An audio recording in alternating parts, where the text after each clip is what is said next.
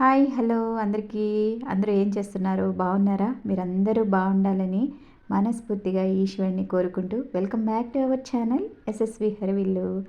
ఈరోజు మన వంట వచ్చేసి పెప్పర్ రైస్ అండి. నేను చాలా ఈజీగా చేసేస్తాను.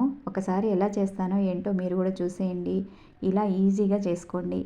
పిల్లలకి, పెద్దవాళ్ళకి అందరికీ కూడా చక్కగా లంచ్ బాక్సుల్లో పెట్టి పంపించేయచ్చు.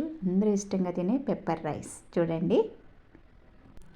ఈ పెప్పర్ రైస్ని తయారు చేసుకోవడానికి మనకి కావాల్సిన పదార్థాలు ఏంటో చూపిస్తాను.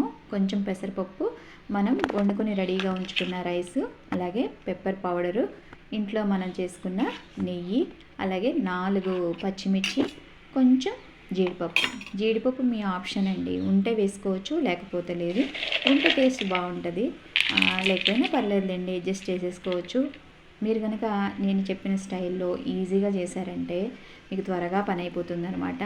ఇప్పుడు చాలామంది పిల్లలు పెప్పర్ పౌడర్ కాకుండా మీరు అలా వేసేసారనుకోండి, పెప్పర్ గింజలు అలా వేసేసారనుకోండి, అవి వేసి పక్కన పెట్టేస్తూ ఉంటారు. అలా పెట్టడం మనం చాలామంది పిల్లల్ని చూస్తూ ఉంటాము. అలా కాకుండా మీరు ఇలా పౌడర్ పట్టేసుకున్నారనుకోండి, ఆ పౌడర్ మనం జిమ్మేస్తే వాళ్ళకి తెలీదు, ఈజీగా చక్కగా తినేస్తారు. డైజెషన్ సిస్టమ్ బాగుంటుందండి. పెప్పర్ తిన్నారనుకోండి, మనకి అజీర్ణంగా ఉన్నా కూడా అటువంటి సమస్యలు తగ్గిపోతాయి అన్నమాట.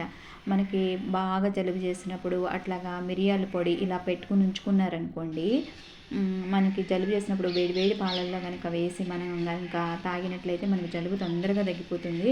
కనుక నేను ఇలా పెప్పర్ పౌడర్ని చేసి ఉంచుకుంటాను అనమాట. రెడీగా ఎప్పుడు నాకు ఉంటుంది. కనుక నేను ఎప్పుడైనా పెప్పర్ రైస్ చేయాలి అనుకుంటే ఇంకా పౌడర్ని యూజ్ చేస్తాను. ఇంకా వేరే విడిగా వేయవసరం లేదనమాట. పెప్పర్ గింజలు ఉంటాయి కదా, అదేమీ వేయవసరం లేదు. చక్కగా ఇలా ఈజీగా చేసేసుకోవచ్చండి. ఇదిగోండి, పప్పు కడిగేసి 2 సార్లు అలా పెట్టేశాను. కొంచెం సేపు ఉడికితే సరిపోతుంది.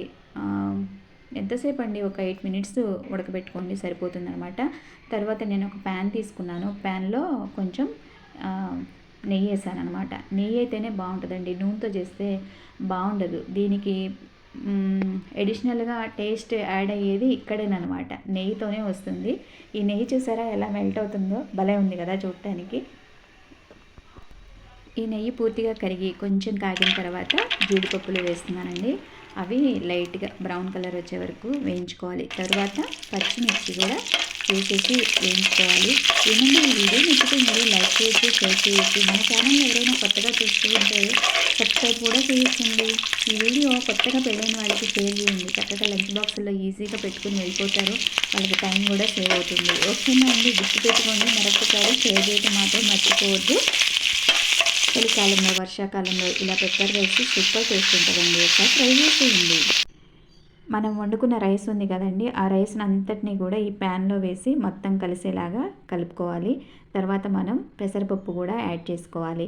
ఇదిగోండి, పెసరపప్పును చూసారా, ఇలా ఉడికితే సరిపోతుందండి. ఓన్లీ ఒక 8 మినిట్స్ అలా సిమ్లో పెట్టి ఉడకబెట్టేశారంటే సరిపోతుందనమాట.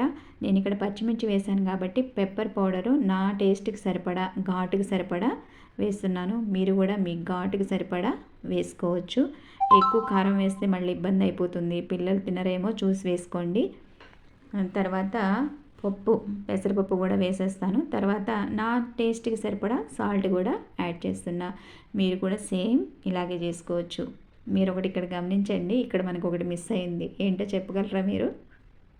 కొత్తిమీర మిస్ అవుతుందండి. కొత్తిమీర వర్షం పడుతుంది కదా, బయటికి వెళ్ళి తెచ్చే ఛాన్స్ అయితే లేదనమాట. ఉన్న వాటితో మేనేజ్ చేస్తూ మీకు ఇలా సింపుల్గా చేసుకోవచ్చు అని చూపిస్తున్నాను ఈ వీడియోలో. ఇదిగోండి చూడండి, సరిపడా సాల్ట్ వేసాను. ఇంకంతేనండి, చాలా సింపుల్ చేసుకోవడము. ఇక్కడ స్పెషల్గా యాడ్ అయ్యేది ఏంటో టేస్ట్ చెప్పాను కదా, నెయ్యితో చేస్తేనే సూపర్ టేస్ట్ ఉంటుంది. నేను ఇక్కడ ప్లేట్లో సర్వ్ చేస్తాను చూడండి. ఒక్క ప్లేట్ కాదండి, 2 ప్లేట్లు ఈజీగా తినేస్తారనమాట. ఈ చల్లగా వెదర్ ఉంది కదా, ఇంకా నోటికి చాలా బాగుంటుంది. ఇలా ట్రై చేయండి. ఒకసారి ట్రై చేసి మీకు ఎలా వచ్చింది, ఏంటి టేస్ట్ అనేది నాకు కామెంట్స్లో చెప్పండి. ఓకేనండి. కొత్తగా పెళ్ళైన పిల్లలు ఎవరైనా మీలో ఉంటే, అంటే మీ బంధువుల్లో, మీ స్నేహితుల్లో ఎవరిలో ఉంటే ఈ వీడియోని షేర్ చేయండి. ఓకేనా అండి. వీడియో నచ్చితే లైక్ ఇవ్వడం మాత్రం మర్చిపోవద్దండి. మర్చిపోతున్నారు, వీడియో చూసి వెళ్ళిపోతున్నారు, కానీ నాకు లైక్ అయితే రావట్లేదు. నాకు తెలుస్తుంది, వైటీ స్టూడియోలో మనకు అన్నీ క్లియర్గా తెలుస్తాయి కదా. తెలిసిపోతుందనమాట నాకు. మన ఛానల్ని ఎవరు చూస్తున్నారు, సబ్స్క్రైబ్ చేసుకున్న వాళ్ళు చూస్తున్నారా, చేసుకొని వాళ్ళు చూస్తున్నారా, ఎంత టైం చూస్తున్నారు అనేది నాకు అక్కడ క్లియర్గా తెలిసిపోతుందనమాట. ఓకేనా, వీడియో నచ్చితే లైక్, మరొక వీడియోలో మళ్ళీ కలుసుకుందాం. ఓకేనా, బాయ్ బాయ్.